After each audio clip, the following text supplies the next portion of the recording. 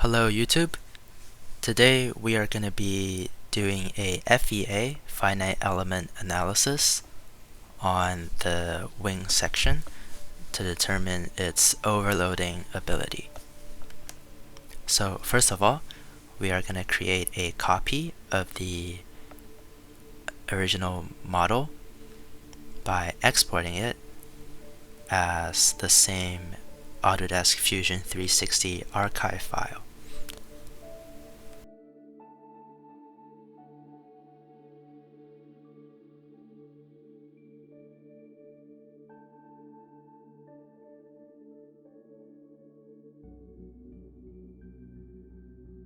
In the copy of the file, we are going to make some editing to remove the unnecessary parts.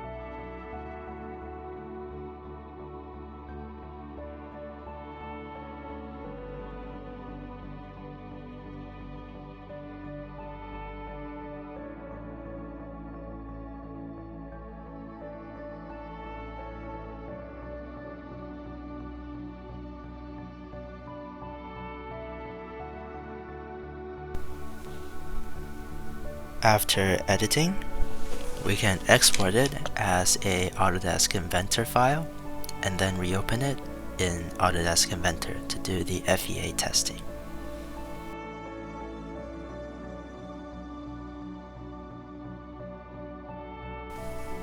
In Inventor, we're first gonna pick the analysis type. We're gonna change linear static to non-linear static. And then we are gonna create two constraints on the two faces of the fuselage to make sure that they don't move in any way. Click OK. After setting the constraints, we can look at the coordinate system and remember the orientation of the three axes.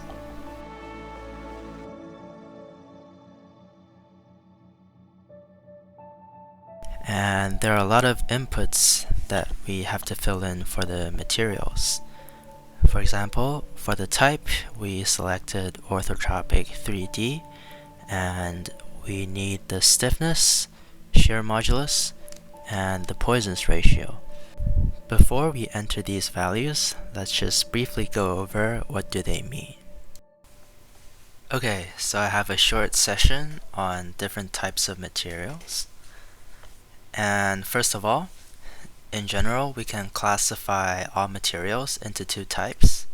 The first type will be the isotropic materials, meaning that the properties of the material are independent of the direction of the applied force. And some very common examples include steel and plastic. Then we have anisotropic materials, meaning that the material properties of the material are dependent of the direction of the applied force.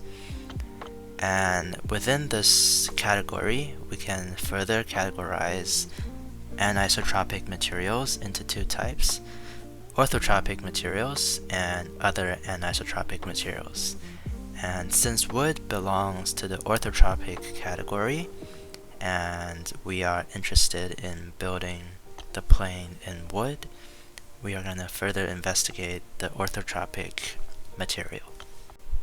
Orthotropic means that the properties of the material varies according to different axes.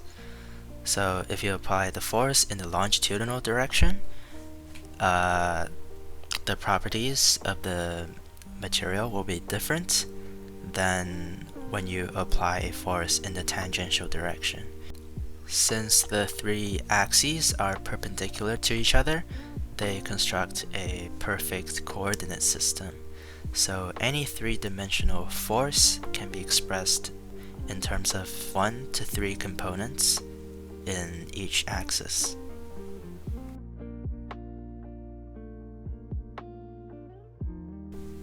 For orthotropic materials, we will have to define 3 different types of constants.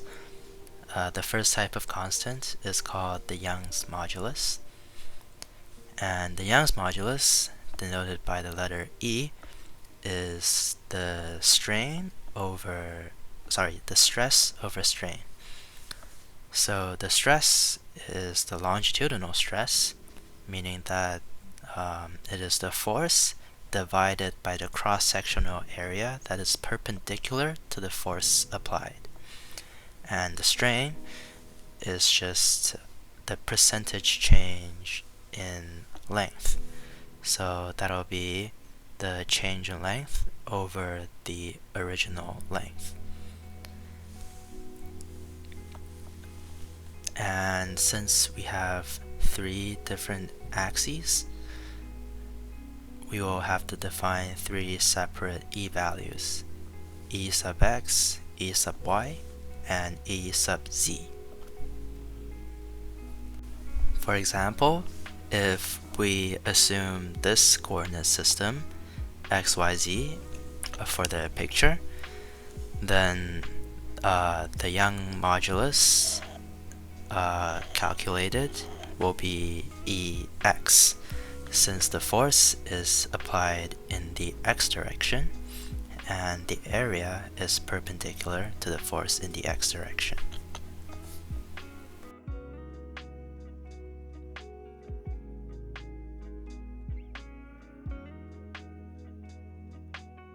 Then we have the shear modulus, which is a measure of the shear stiffness of a material. It is a ratio of shear stress to shear strain.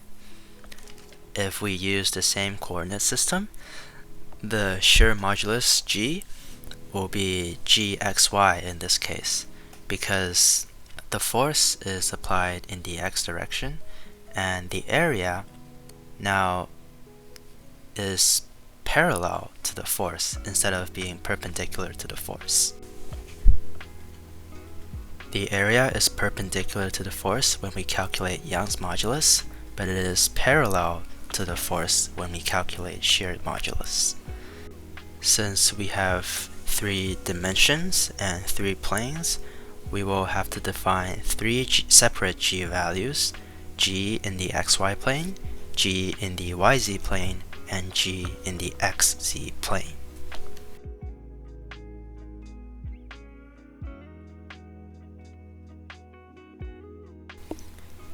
Finally, we have the last type of constant called the Poisson's ratio. The Poisson's ratio is simply the lateral strain over the longitudinal strain.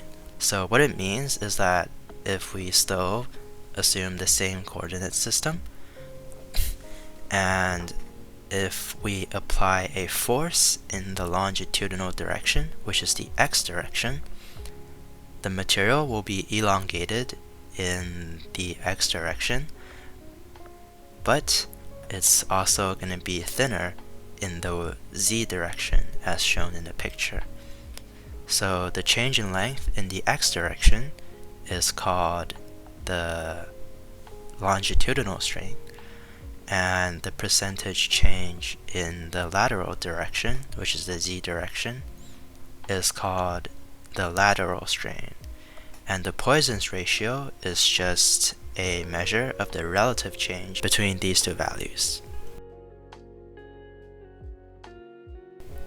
In general, if we write mu AB, then it'll be the lateral strain in the B direction over the longitudinal strain in the A direction. Oh, actually, it should be mu xz, and the lateral strain is in the z direction. Now that we've explained all the 9 constants, we are just going to input the appropriate values into our software. And we should be cautious of the unit conversion because the units on this table and the units in the software are different. And LTR represent the longitudinal, radial, and tangential direction. L is equal to the x direction, which is denoted by 1 in the software, and similarly, T equals Y equals 2, and R equals Z equals 3. Back to the software, we're just going to enter the respective values into the software. Stiffness is just the Young's modulus, and since the units for the Young's modulus and the shear modulus are in megapascal, whereas in the table the values are in gigapascal, so you have to multiply the values in the table by 1,000 times.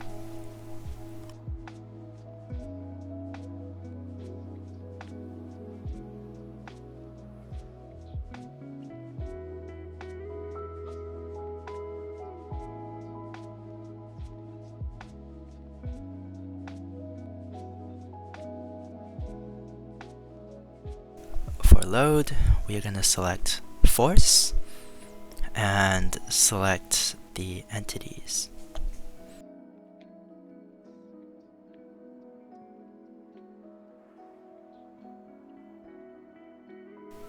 Once we got the load, we can continue on generating a mesh. The mesh consists of many small elements which are used by the software to approximate the solution of the mathematical model used. And obviously, the smaller the elements, the more accurate the results will be. I just experienced a failure in meshing, and that's probably due to the low tolerance value. I'll make the tolerance value bigger and then make the size of the mesh larger and try again.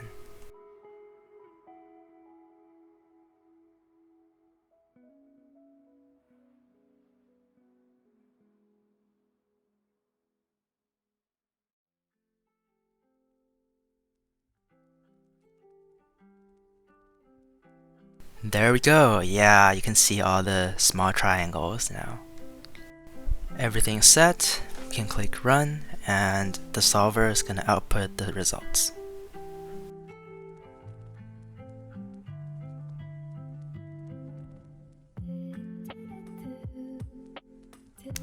Okay, so as we can see, if we applied the load uniformly, it's going to cause significant structural failure. But fortunately, actual lift distribution is never like this. So we can try a new lift distribution that is closer to the reality.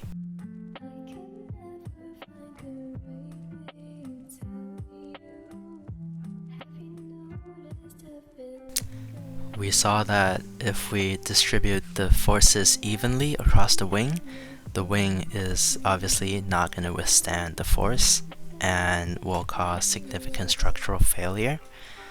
Therefore, we are going to go to advanced options and enable variable load definition. As we toggle between linear and quadratic, we will see the different distributions of the forces. But either linear or quadratic lift distribution is very far away from reality described by the lifting line theory, which involves extremely complicated math. It's usually taught in 300 level university courses, and as a high school student, I'm not really able to understand it at this point. Anyway, I'll just choose linear distribution because it's closer to reality than the quadratic distribution, and I just started the analysis, and you can see it's running iterations and iterations now.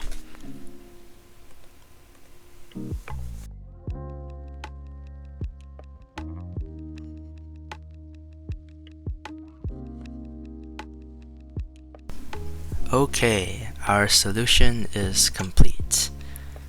Now let's see if our aircraft can withstand the basic 100 newtons of force.